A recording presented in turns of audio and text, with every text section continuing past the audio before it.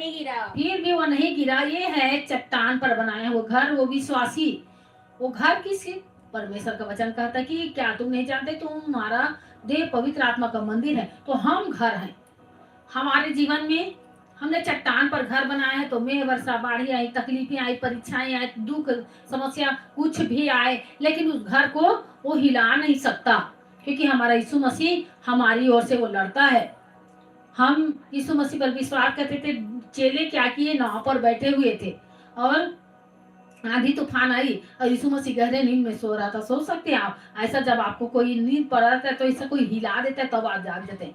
लेकिन आंधी तूफान चल रही है और यीशु मसीह उस नाव में सोया हुआ है और चेले पानी उठा उठा के नाव से फेंक रहे हैं। और इतना आंधी तूफान आया था कि यीशु मसीह सो रहा था। आप सोच सकते हैं, जबकि बाइबल कहता है कि यीशु मसीह ना तो कभी सोता है ना ऊँगता है। तो जरूर यीशु मसीह ऐसे आंख खोल खोल के देखता होगा चेलों को, हालेलुया, कि मेरे चेले क्या, ऐसे फिर आंख को खोल कर देखता होगा, फिर आंख बंद कर लेता होगा यीशु मसीह, क्योंकि ये चेले मेरे क्या कर रहे हैं, रुको तो मैं देखता हूँ, विश्वास करते हैं कि नहीं। हालेलुया।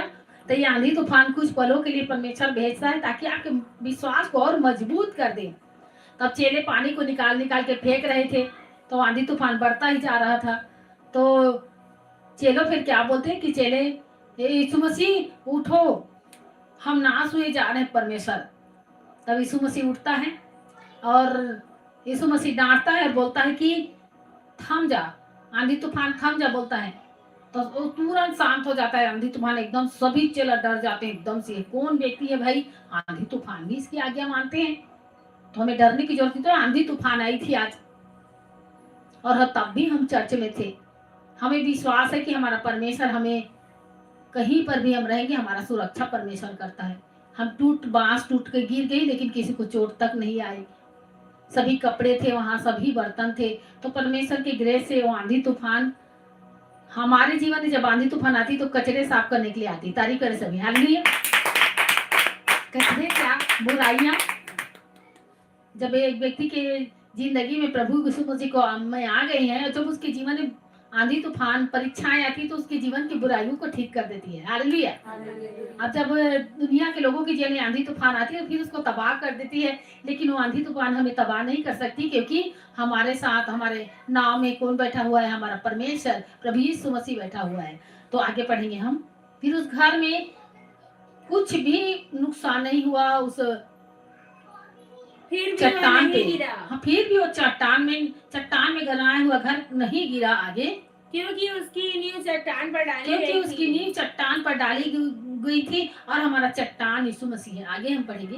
परंतु जो कोई मेरी ये बातें सुनता है, परंतु जो कोई परमेश्वर की ये बातें, वचन को सुनता है और उन पर नहीं चलता, वह उस निर्बुद्धि मनुष्य के समान ठहरेगा, जिसने अपना घर बालू पर बनाया।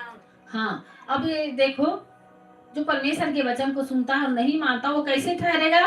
उस निर्बुद्धि मनुष्य के समान ठहरेगा जो बालू पर घर बना। आप सोच सकते हैं, आप नींव न डालें और ऊपर को आप मजबूत करें और ऐसे ही घर को बना दें, तो घर कभी भी ढह सकता है, गिर सकता है। इसलिए नींव, जब आप जिस घर को बनाते हो तो नींव आपका पक्का होना चाहिए।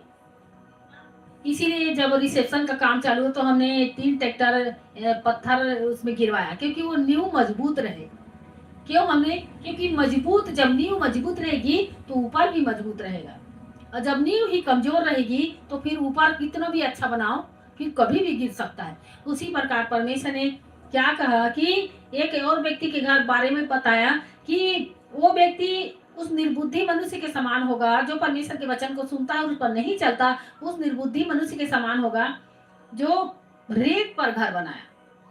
फिर आगे, और मैं वर्षा और बाढ़ें आई, थोड़ा सुपर, परंतु जो कि मेरी ये बातें सुनता है और उन पर नहीं चलता, और जो परमेश्वर के बातों को, वचन को सुनता है उस पर नहीं चलता, वह उस निर्बुद्धि मनुष्य के समान ठहरेगा, जिसने अपना घर बालू पर बनाया, और मैं बरसा और पानी गिरी, और बाढ़ें आई, हाँ, मैं बरसा और बाढ़ें आई, और आंधियां चली, उस घर से टकराई, और गिर का सत्यानाश, और वो गिर का 2 प्रकार के मसीही पाए जाते हैं। एक तो परमेश्वर के वचन में चलने वाले, और दूसरा परमेश्वर के वचन में न चलने वाले। तो उसके विषय में लिखा है। और उसका भी जीवन में जब उसके जीवन में परीक्षा आती है तो जो चट्टान पर बनाया है घर, जो परमेश्वर के वचन पर चलता है, वो दृढ़ता से खड़ा रहता है, कुछ भी टस मस नहीं होता।